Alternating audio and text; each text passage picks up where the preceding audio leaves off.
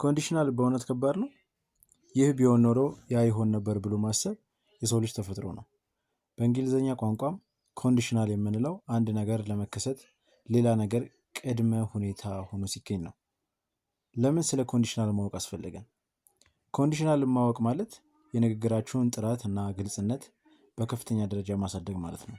ለምሳሌ ምኞትንና እቅድን ለመግለጽ የነገ እቅዳችሁን ወይም የትላንት ጸጸታችሁን በትክክል ለሰው ለማስረዳት። ለምሳሌ በእቅድ ጊዜ ዝናብ ከዘነበ ጉዟችንን እንሰርዛለን። ይህ ፈርስት ኮንዲሽናል ላይ ማለት ነው በማለት ለሌሎች ግልጽ መረጃ ትሰጣላችሁ ማለት ነው። ከስህተት ለመማር ደግሞ ያን ጊዜ ተጠንቅቄ ቢሆን ኖሮ ይህ አይፈጠርም ነበር። ሰርድ ኮንዲሽናል ማለት ነው ብላችሁ ባለፈው ስህተት ላይ ትክክለኛውን ጸጸት ትገልጻላችሁ።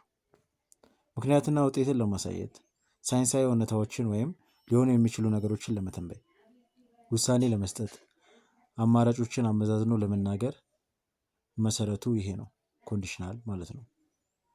የኮንዲሽናል ሁኔታ የአረፍተ ነገሮች ዝርዝር አንድ አይነት ምሳሌ ማለትም ማጥናትና ማለፍን በመጠቀም አራቱንም አይነቶች እንደ የመሆን እድላቸው ወይም ፕሮባቢሊቲ እናያቸው። የተማሪ ጉብዝናን መቀስቀስ ይቻላል። እነዚህ የምትመለከቷቸው የኔ ተማሪ ነበሩና በዚህ የኔ ተማሪ በነበሩበት ወቅት የራሳቸው የነበረውን ጉብዝና በእጃቸው ያስያዝኳቸው ተማሪዎች ናቸው።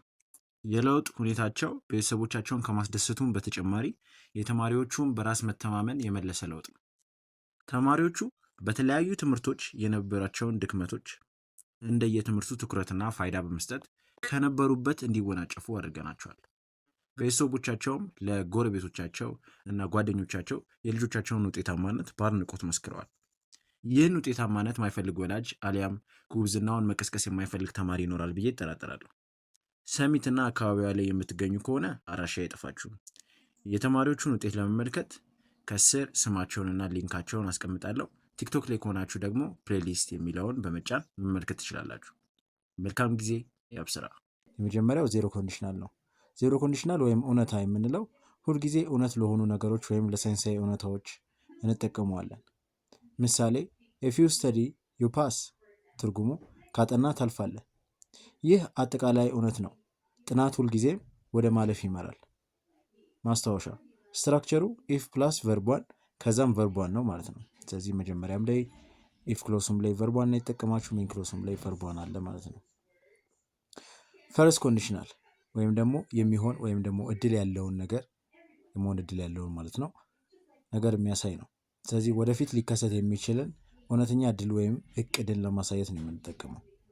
ምሳሌ if you study you will pass ትርጉሙ አሁን ካጠናህ ወደፊት በፈተናው ታልፋለህ ወይም ደግሞ የማለፍ እድል ይኖርሃል።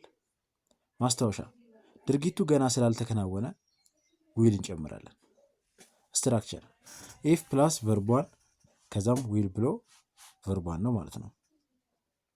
ሰከንድ ኮንዲሽናል የማይሆን ወይም ደግሞ ምናባዊ የሆነ ነገር አሁን ባለንበት ሁኔታ የማይሆንን ወይም በምኞት ብቻ ያለን ነገር ለመግለጽ ነው የምንጠቀመው። ምሳሌ if you studied you would pass ትርጉም ብታጠና ኖሮ ታልፍ ነበር፣ ግን አሁን እያጠና አይደለም የማለፍ እድሉም የለም ማለት ነው። ማስታወሻ የማይሆንን ነገር ስለሆነ ግሱን ወደ ቨርብ ቱ ወይም ደግሞ ፓስት እንቀይረዋለን። ስትራክቸር if ፕላስ ቨርብ ቱ ከዛም ውድ ፕላስ ቨርቧን ነው ማለት ነው። ሰርድ ኮንዲሽናል ጸጸት ወይም ደግሞ ያለፈ ታሪክን ለማሳየት ባለፈ ጊዜ ውስጥ ያልተደረገን ነገርና የነበረውን ውጤት ለመግለጽ። ምሳሌ if you had studied you would have passed ትርጉሙ አጥንተህ በነበር ኖሮ አልፈ ነበር፣ ግን ስላላጠና አላለፍክም። ሙሉ በሙሉ ያለፈና የማይቀየር ጸጸት ለማሳየት ወይም ደግሞ ወቀሳን ለማሳየት እንጠቀመው እንችላለን። ማስታወሻ ስትራክቸሩ if ፕላስ had ብሎ verb 3 would ብሎ have ፕላስ verb 3 ይሆናል ማለት ነው። የአረፍተ ነገር መዋቅር ስትራክቸር በእነዚህ የአረፍተ ነገሮች ውስጥ የምንከተለው መሰረታዊ መዋቅር if ፕላስ ኮንዲሽን ማለትም ሁኔታው፣ ሪዛልት ደግሞ ውጤት። ኮንዲሽን ማለት ድርጊቱ እንዲፈጸም መሟላት ያለበት ነገር ማለት ነው። ሪዛልት ደግሞ ሁኔታው ከተሟላ የሚመጣው ውጤት ማለት ነው። ሰብጀክት ፕላስ ቨርብ ፕላስ ኦብጀክት መዋቅሩ እዚህም አንረሳውም። ምሳሌ ኢፍ ዩ ስንል ዩ ሰብጀክታችን ነው ፕላስ ከዛም ስተዲ ይኖረናል። ስለዚህ ኢፍ ዩ ስተዲ ስንል ስተዲ ቨርብ ነው ፕላስ ደ ቡክ ኢፍ ዩ ስተዲ ደ ቡክ ስትሉ ማለት ነው። ደ ቡክ ኦብጀክታችሁ ነው ማለት ነው። ከዛ ኮማ ዩ ሰብጀክታችን ነው ፕላስ ዊል ፓስ ቨርባችን ነው ፕላስ ደ ኤግዛም ኦብጀክታችን ነው ማለት። ስለዚህ አጠቃላይ ስናነበው ኢፍ ዩ ስተዲ ደ ቡክ ዩ ዊል ፓስ ደ ኤግዛም። ስለዚህ እዚህ ጋም ሰብጀክት ቨርብ ኦብጀክት እንደማይቀሩ ለማሳየት ነው ያነሳ ነው ማለት ነው። ማሳሰቢያ የአረፍተ ነገሩን ቅደም ተከተል መቀየር ይቻላል። ለምሳሌ ዩ ዊል ፓስ ኢፍ ዩ ስተዲ መሀል ላይ ኢፍ ሲገባ ኮማ አያስፈልጋችሁም። ኦኬ ታዲያ ምኑ ነው ከባድ? አንዱን ቅርጽ ወይም ደግሞ ስትራክቸር ከሌላው ጋር እንዳትቀላቅሉ ሎጂኩን እና ደግሞ ቅርጹን መረዳት ብቻ ነው የሚጠበቅባችሁ። ስለዚህ 0 ኮንዲሽናል 100% እውነታ የሆነ ፈርስት ኮንዲሽናል ሊሆን የሚችል ማለትም 50-50 እድል ያለው፣ ሰከንድ ኮንዲሽናል ህልም ወይም ምኞት ማለትም 0% የመሆን እድል ያለው፣ ሰርድ ኮንዲሽናል ደግሞ ያለፈ ታሪክ ወይም ደግሞ ጸጸትን ለመግለጽ ነው የምንጠቀማቸው ማለት ነው። ይህን ይመስላል። ለማወቅ ትጉ።